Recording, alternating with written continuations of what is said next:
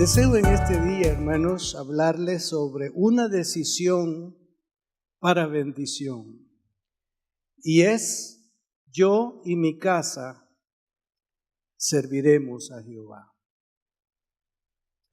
Estaba sentado acá esta mañana y el Señor me guió a dar inicio al mensaje, no con el texto de Josué 24:15, sino con una porción distinta. Y muchas veces cuando hemos deseado enfatizar el valor de servir al Señor como familia, vamos precisamente a Josué 24:15. Sin embargo, en toda la palabra de Dios vamos a encontrar la palabra familia de diferentes maneras, pero que al final nos llevan al principio, porque Dios es un Dios de familia. En Él nace la idea, el concepto y la formación de la familia. Entonces deseo invitarles a que demos lectura en el libro de Éxodo, capítulo 12, versículo 1 al 4. Éxodo capítulo 12, versículo 1 al 4. Y así reza la palabra de Dios. Habló Jehová a Moisés y a Aarón en la tierra de Egipto, diciendo: este mes os será principio de los meses. Para vosotros será este el primero en los meses del año. Hablad a toda la congregación de Israel diciendo: en el 10 de este mes, tómese cada uno un cordero, según las familias de los padres, un cordero por familia. Mas si la familia fuere tan pequeña que no baste para comer el cordero, entonces él y su vecino inmediato a su casa tomarán uno según el número de las personas.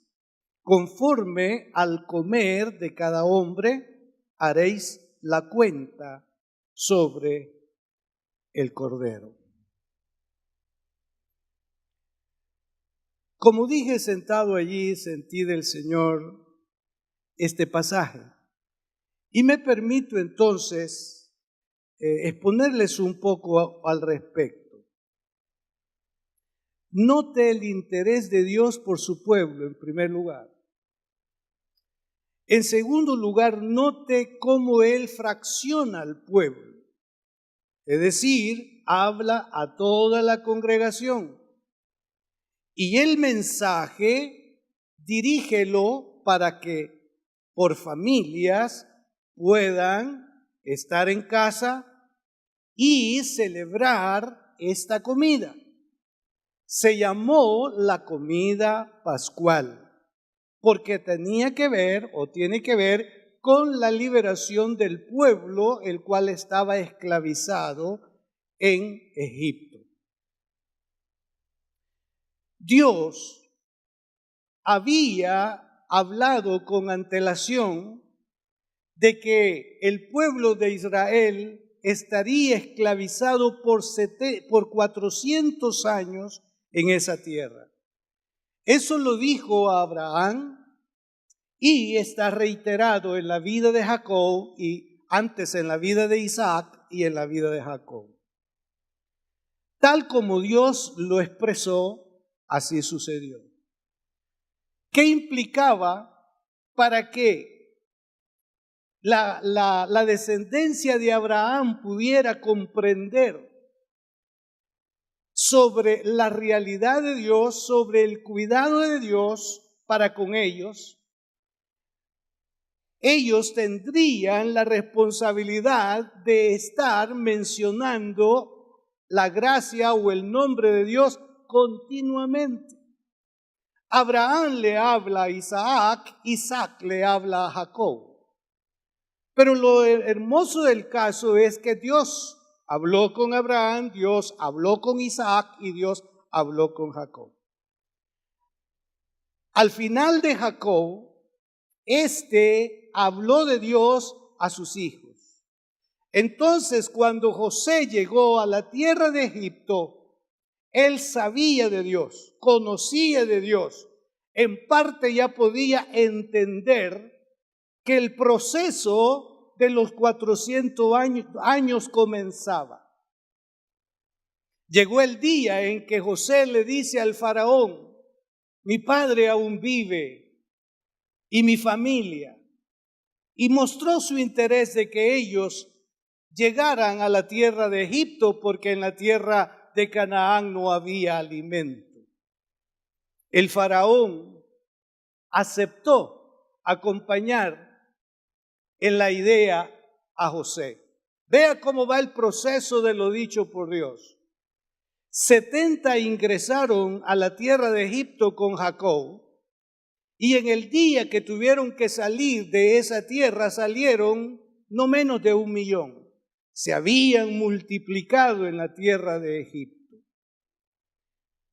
Lo interesante del caso es que, habitando en esa tierra que tenían diferentes deidades, los descendientes de Abraham estaban siendo educados sobre Dios, el Dios de su padre Abraham, que se denominaba el Dios creador de todas las cosas, y que por voluntad de Dios Él había elegido a Abraham para que fuera el vástago de un nuevo pueblo del cual Dios se glorificaría. Estando en esa condición, los padres, los ancianos, no dejaron de pronunciar la enseñanza sobre este Dios. Y eso es lo interesante del caso. Yo me he preguntado muchas veces, ¿cómo es que estos muchachos pudieron ser temerosos de Dios y fieles a Dios en esas condiciones? ¿Cómo pudieron?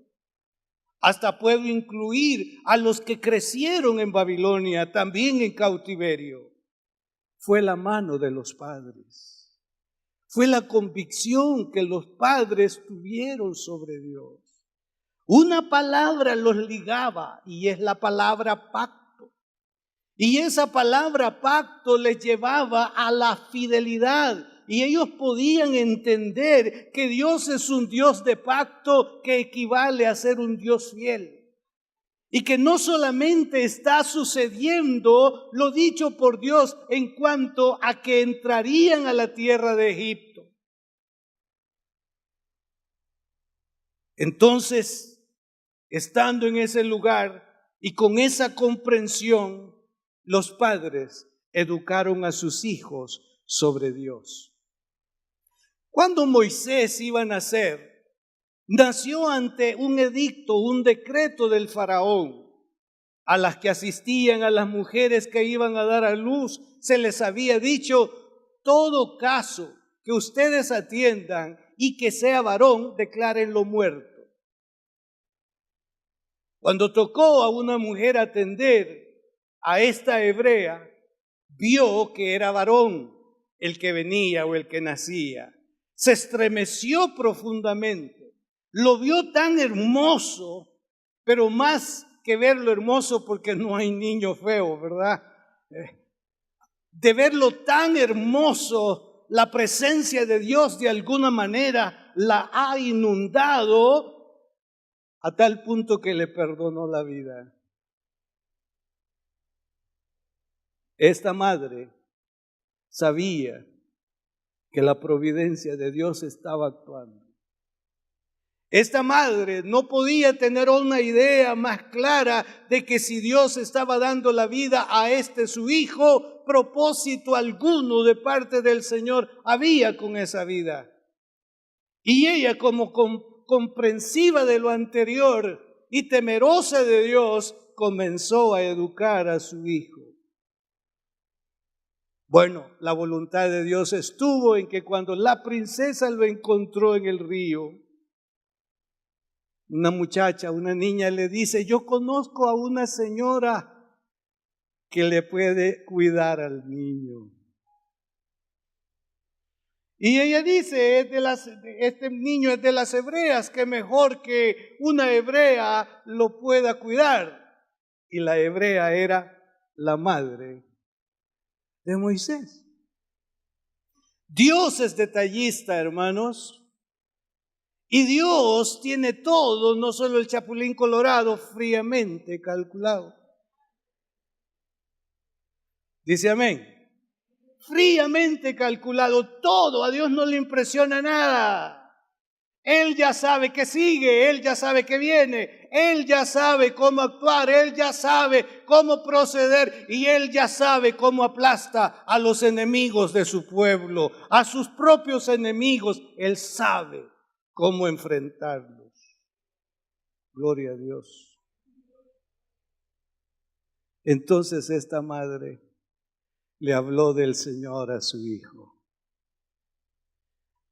Por esa causa Moisés llegó a saber de Dios, quizás no a conocerlo, porque son dos cosas diferentes. Una es saber sobre Dios y otra cosa es conocer a Dios. Hay tantos que saben de Dios pero no lo conocen. Y Moisés pudo haber estado en ese estatus de saber pero no conocer.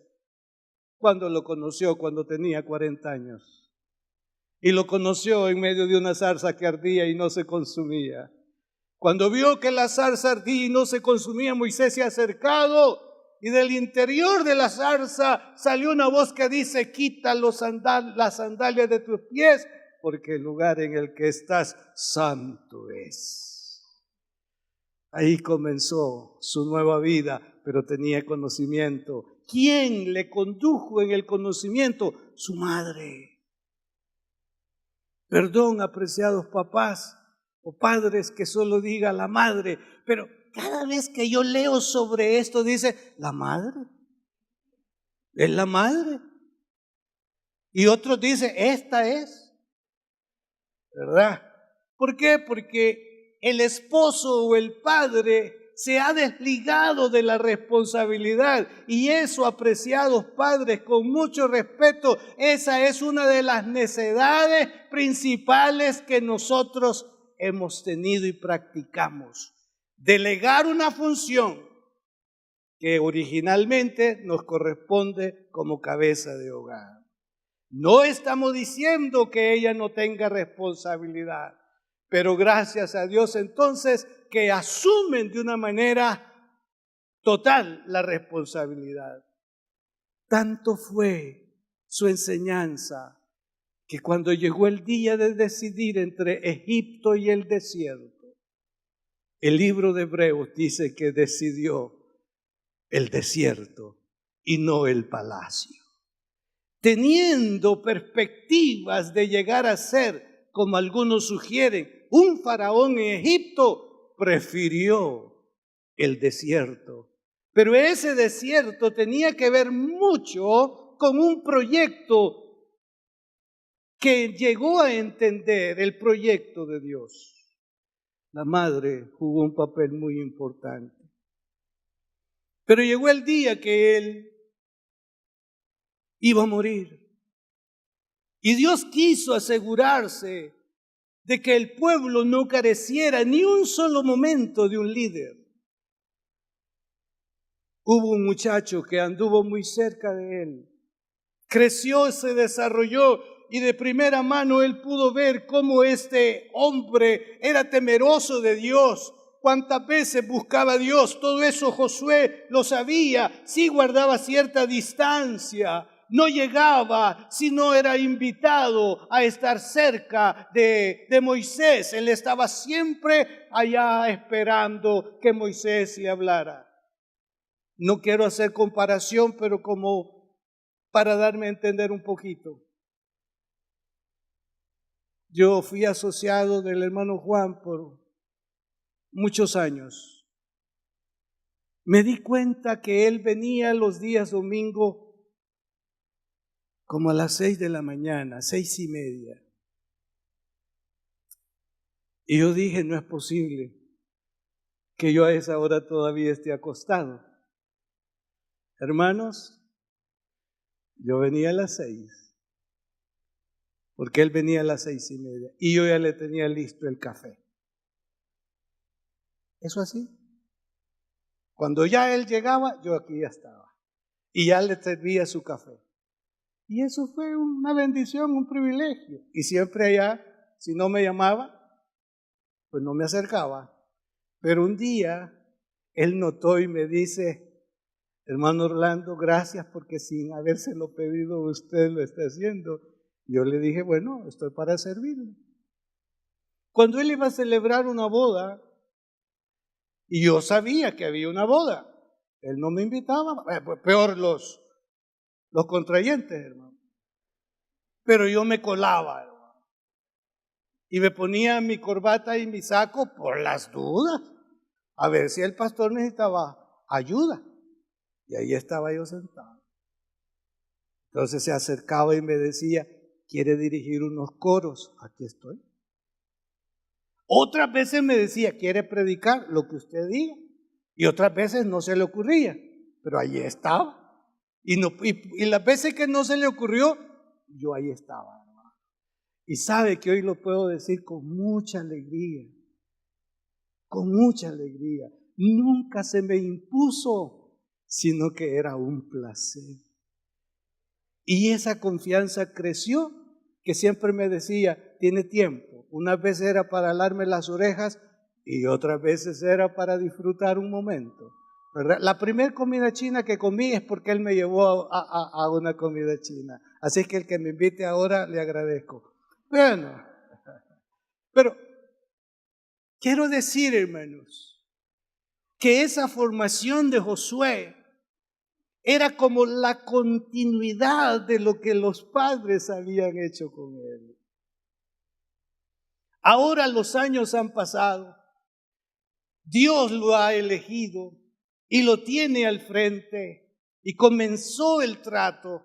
Josué no estaba ignorando las cosas, sabía lo que venía, para dónde iban, lo sabía de primera mano por su líder, por Moisés, y por otro lado, cuando ya Dios comenzó a tratar directamente con él, cuando ya comenzó el trato directo de Dios. Antes había sido a través de Moisés, pero ahora es un trato directo entre Dios y Josué.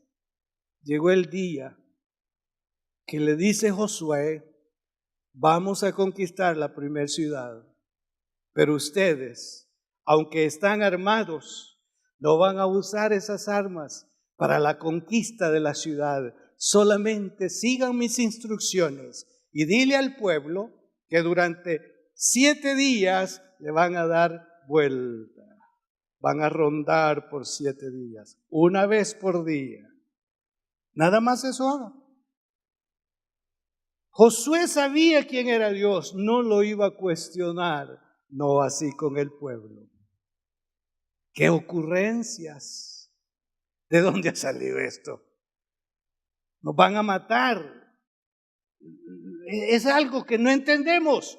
Y Josué en un momento pudo haberle dicho: mire, cuando se trata de lo que Dios dice, no es necesario entenderlo, sino hay que hacerlo.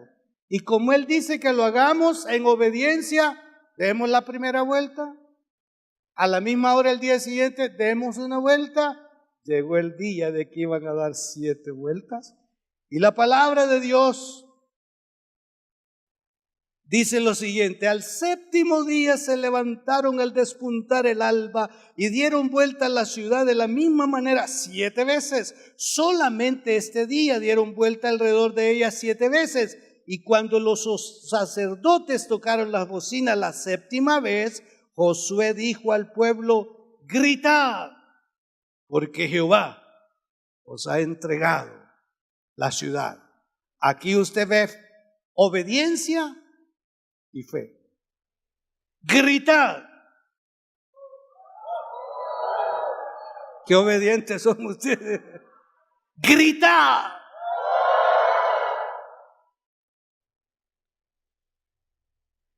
Porque Jehová os ha entregado la ciudad. Y esos muros, hermanos, vaya usted a un diccionario y lea las dimensiones. No sé cuántos carros podían pasar sobre ese muro. Era tan fortificado, pero ante el poder de Dios no hay nada que no se pueda derribar. Los muros cayeron, La ciudad fue conquistada porque Dios estaba de por medio y porque Dios es un Dios fiel, es un Dios de pacto. ¿Se han preguntado entonces por qué Daniel sobresalió ante los demás? Es la misma pregunta que a través del tiempo yo me he hecho. Era la mano de sus padres.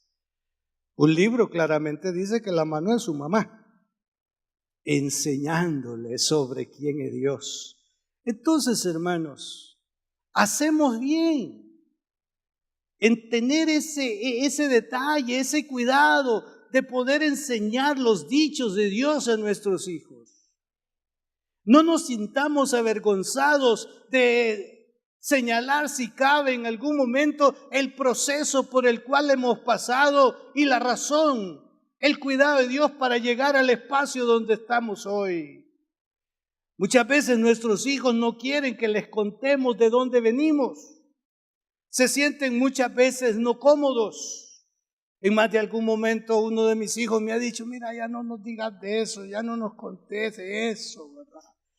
Y yo insisto en decírselos para que ellos puedan magnificar que la gracia de Dios es fiel, que Dios puede retomar esa senda que en algún momento uno dejó, es de seguirle, de conocerle, y de repente cuando ya estamos de nuevo en el área donde debemos de estar, Él va por delante, Él nos va guiando y Él nos va cuidando y Él va siendo fiel en todo lo que tenga que serlo. Siento una emoción cada vez que voy a los salmos particularmente y me encuentro con oraciones que dicen, nuestros padres nos contaron. Y ya va a ver usted, por lo menos en el Salmo 106, si no me equivoco, usted va a notar cuánto se relata de lo sucedido por la misericordia de Dios para llegar al punto que como familia están disfrutando. Nosotros hicimos esto, Dios hizo esto, Dios hizo esto, Dios hizo esto. En estos días que anduvo David acá, ya mejor él conoce la ciudad y no yo, hermano. Él quería crepa. Y ya era un día de vacación. Y yo sé que por ahí hay alguna, un lugar donde las hacen. Y mira, hijo, le dije, está cerrado. Está bien, papá, papalando me dijo. No venimos. Después me lo regresé conmigo a casa. Pero él estaba en eso. Y yo dije, bueno, en tal parte hay una. Y fui. Mira, le dije, ya la quitaron de aquí, ya no está. No es que no es aquí, papalando, me dijo. Es allá, me dijo. Y cabal, ahí estaba, y feliz él, y gracias, papalando. Pero cuando íbamos, antes de llegar a ese lugar, me cuenta una situación. Papalando me dijo, fíjese que el coach le mandó un correo a mi papá diciéndole de que si yo quiero practicar fútbol, que tiene que pagar $2,000. Y papalando, ese es mucho dinero. Y aunque el entrenador ha dicho que lo puede pagar por cuotas, ni así puede mi papá, me dijo. Pero aquí está, mire, lo que me conmocionó. Papalando me dijo, pero Dios mueve montañas. Y esa montaña, Dios la va a mover. Dios le dije, sí, hijo, le dije, Dios va a mover esa montaña. Y lo conté en algún espacio y una familia de aquí de la iglesia me dice, quiero darle este dinero para David. No lo vayan a hacer ustedes, hermano. Solo les estoy contando para ayudarle en su fe. Yo le dije, muchas gracias, hermano. Cuando le llevaba para el aeropuerto, le dije, David, el hermano fulano te manda este dinero para mover la montaña. Solo se inclinó su rostro y me vio así mismo. Para mover la montaña, le dije. Un día de esto se comunicó Mary con ella, con su mamá, su hija, y le dice, aquí estoy en la práctica de David. Bueno, le dice, ¿y cómo está el asunto? Le dijo. No, él sabe que no podemos pagar, pero él está entrenando, está practicando. Y como dice David que Dios mueve montañas. ¿Cuántos creen de que Dios mueve montañas? Ahora la pregunta es, ¿de dónde aprendió eso David?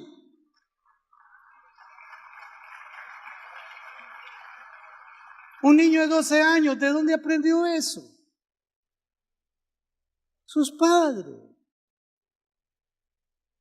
Inicialmente, no puedo decir yo en la iglesia, sus padres, porque la responsabilidad de adoctrinar y de enseñar sobre la palabra de Dios no está en la iglesia, no recae en la iglesia, recae en los padres.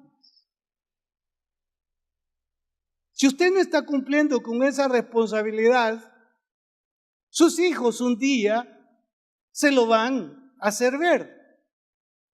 Y Dios quiera que le digan sus padres, lo que yo sé de Dios es porque lo aprendí en la iglesia y te agradezco que me hayas llevado a la iglesia porque tú no tuviste tiempo. Y hablando de tiempo, ¿qué cuesta, verdad, hermanos, encontrar tiempo? Porque todos estamos ocupados. O sea, es más valioso lo terrenal, llámele compromiso, como usted le quiera llamar, pero usted debe de saber que lo que la Biblia dice, si se pone en práctica, Dios tiene cuidado. Mas buscad primeramente el reino de Dios y su justicia, y todas las demás cosas os serán añadidas. Lo primero es primero.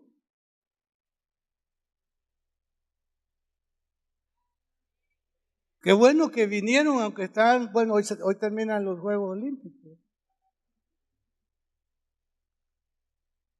Queridos hermanos, si se trata de mostrar la realidad de Dios a nuestros hijos, los padres somos los indicados.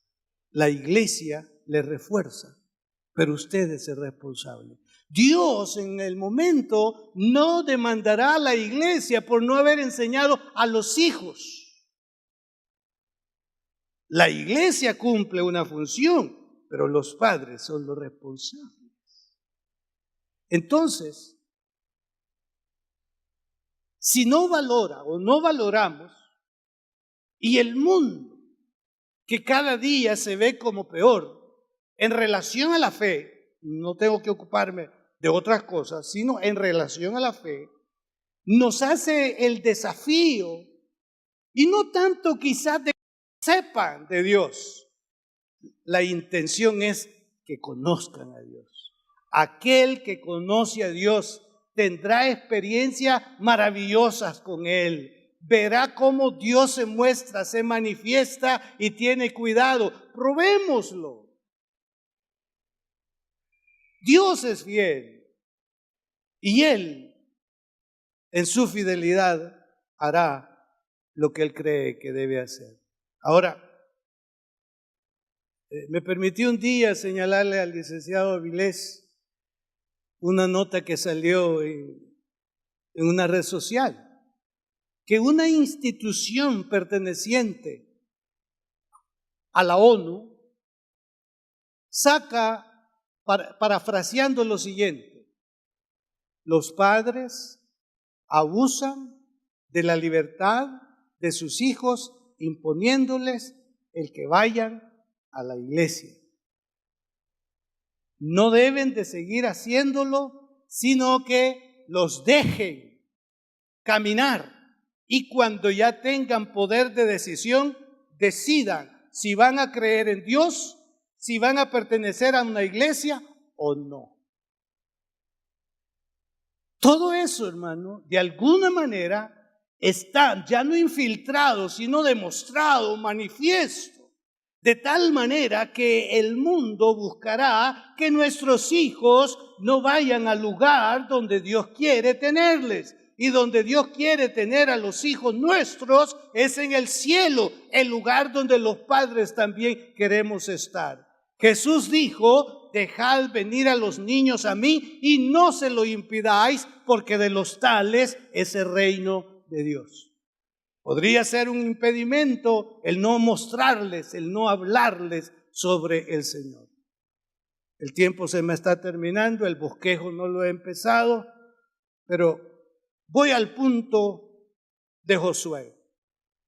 Cuando sus días se están terminando, convocó al pueblo en escala y les dice: escojan a los dioses que ustedes quieran servir. Cuando habla así, es porque él es consciente que el territorio por donde ellos han venido pasando es un territorio de diferentes deidades. Gente que no adoraba a Dios, que no quería nada con el Dios de Israel, con el Dios creador. Está consciente de eso Josué. Y entonces les dice: no sé si ustedes quieren servir a los dioses que sirvieron los que antes poseían esta tierra, pero yo y mi casa serviremos a Jehová. No se los impuso. Era un líder que bien podía haberlo hecho, pero él conoce a perfección el corazón o las condiciones del pueblo y les está presentando una alternativa. El texto bíblico dice claramente que ellos dijeron: lejos esté de nosotros servir a otros dioses que no sea el Dios nuestro, el Dios de nuestros padres. Y un lugar, hermanos, para poder intimar y poder realizar objetivamente esto de lo que estoy hablando es en su altar familiar. Su altar familiar, hágalo.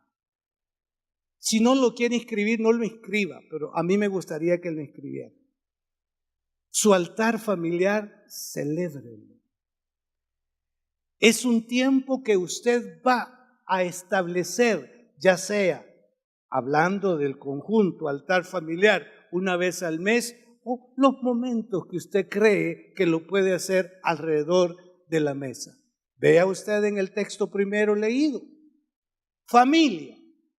Y si el cordero es grande, entonces llamen a otra familia.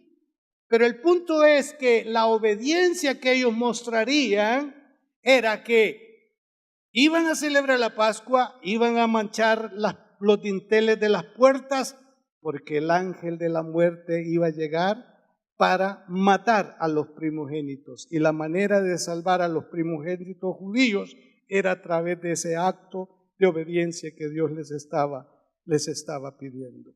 Que el Espíritu Santo marque esa casa en la que usted reside y que el enemigo de sus almas y de nuestras almas sepa que en esa casa habitan hijos de Dios y caerán a tu lado 1000 y 10,000 a tu diestra, mas a ti no llegará. Hay tanto que podríamos decir al respecto. Haga su altar familiar, hermano. Que sus hijos o con sus hijos que todavía están con usted, porque si ya su hijo o su hija es casado, ellos tienen que hacer su propio altar. Que en una ocasión, cuando el cordero sea grande, los puede llamar para comer juntos y tener un tiempo de compartir. Pero cuando se trata ya de dar instrucciones, es a los padres que nuestros nietos deben de escuchar y no al abuelo, porque la autoridad del hogar nuevo la tienen nuestros hijos, no la tenemos los abuelos. Hay que entenderlo exactamente, que la autoridad es la del padre sobre nuestros nietos que son hijos de ellos y que en un momento vamos a tener oportunidad para compartir con ellos, pero la responsabilidad de conducción está en los padres. La Biblia dice: donde 2 o 3 se reúnan en mi nombre, allí estaré yo en medio de ellos. Cuente entonces que en ese altar familiar estará con ustedes la presencia de Dios y Dios cuidará y escuchará las oraciones de cada uno de ustedes.